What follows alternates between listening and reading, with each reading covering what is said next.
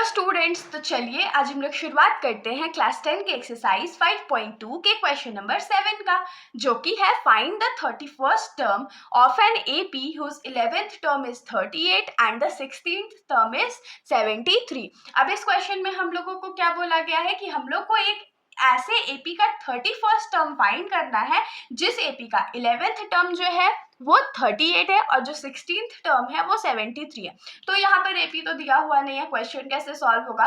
तो क्वेश्चन ज्यादा डिफिकल्ट नहीं है, घबराने वाला सिचुएशन भी नहीं है, बहुत सिंपल सा क्वेश्चन है। देखिए हम लोग इसको सॉल्व कैसे करते हैं।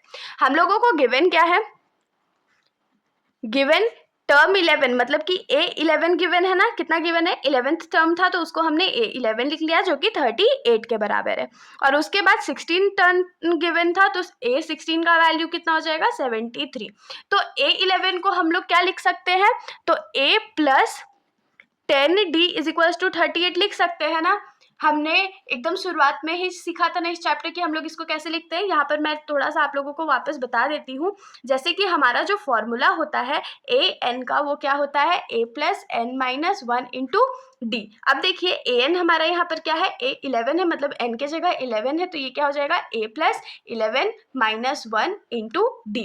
तो यहाँ पर से हम लोग इसको क्या लिख सकते हैं? a प्लस 11 में से 1 जाएगा तो 10 बचेगा इंटू डी। A11 का वैल्यू हमारा क्या हो जाएगा? a plus 10d। तो इसीलिए हमने A11 को a प्लस 10d लिख लिया है। अगर आप लोग चाहो तो पूरे प्रोसेस से भी सॉल्व कर सकते हो, वरना a प्लस 10d डायरेक्टली भी लिख सकते हो। और सेम मेथड से हम लोग यहाँ पर क्या लिख सकते हैं? a plus 15d is equals to 73। Same method एकदम यहाँ पर भी अप्लाई होगा, बस n के जगह यहाँ पर 16 हो जाएगा। अब देखिए हम लोग क्या करते हैं, यहाँ से a का वैल्यू फ्री करते हैं और इसमें पुट कर देते हैं। तो यहाँ से अगर हम लोग a का वैल्यू निकाले तो क्या आ जाएगा? 38 माइनस 10d आ जाएगा ना। और यहाँ पर पुट कर देते हैं, तो put a is equals to 38 minus 10d। तो a के जगह क्या हो जाएगा? 38 minus 10d plus 15d is equals to 73। तो 15 में से 10 जाएगा तो क्या बचेगा? 5 बचेगा, और ये 38 है, और क्योंकि 15 बड़ा था तो यहाँ प्लस का साइन लगेगा, इज इक्वल्स टू 73। अब देखिए 38 जो है इस साइड प्लस में है, तो इस साइड जाके क्या हो जाएगा? वो माइनस हो जाएगा। तो यहाँ क्या हो जाएगा? 5d is equals to 73 minus 38।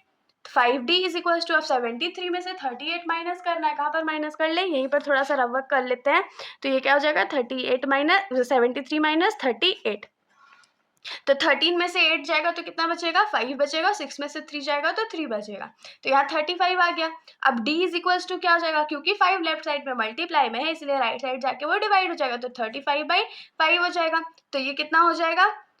7 times में जाता है, तो d का वैल्यू जो है वो हमारे पास कितना आ गया?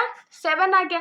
तो हम लोग यहाँ पर लिखेंगे put d is equals to 7, और मान लीजिए इसको हम लोग इक्वेशन 1 मान लेते हैं, तो इन 1 अब d इज इक्वल्स टू 7 जो है हम लोग इक्वेशन नंबर 1 में पुट कर देते हैं।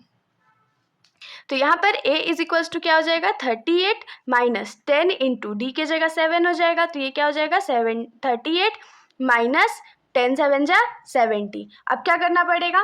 तो 70 में से 38 माइनस करना पड़ेगा, तो 70 माइनस 38। तो 10 में से 8 गया तो 2, 6 में से 3 गया तो 3, तो ये 32 हो जाएगा। और क्योंकि 70 बड़ा था तो माइनस का साइन लगेगा। तो यहाँ से हम लोगों का जो फर्स्ट टर्म है वो भी हम लोगों को मिल गया ना। तो अब क्या हम लोगों को बोला गया था कि 31st टर्म फाइंड करना है। तो now 31st term of the AP, 31st term of the AP क्या हो जाएगा हमारा? उसको हम लोग क्या लिख सकते हैं? A31 is equals to A plus 31 minus 1 into d, क्योंकि हमारा फॉर्मूला क्या था? AN is equals to A plus n minus 1d। अब इज इक्वल्स टू क्या हो जाएगा? A के जगह माइनस 32 प्लस 30 में से 1 जाएगा तो 30 बचेगा, इंटू डी के जगह 7 हो जाएगा, तो माइनस 32 प्लस है तो प्लस 7 3 ज़ा 21, और एक 0 था।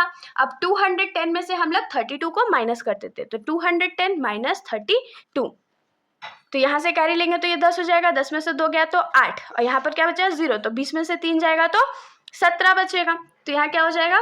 178। तो यहाँ पर हम लोग क्या लिख सकते हैं फाइनली कि therefore the 31st term is 178 answer. तो इसके साथ हमारा ये जो सॉल्यूशन है यहीं पर ख़त्म हो जाएगा। अगर आप लोगों को कोई भी डाउट हो तो आप लोग बेशक कमेंट सेक्शन में पूछ सकते हो, वरना अगर आप लोगों को वीडियो अच्छी लगी तो वीडियो को लाइक कर दीजिएगा और मेरे चैनल को बिना सब्सक्राइब किए कहीं मत जाइएगा। Thank you.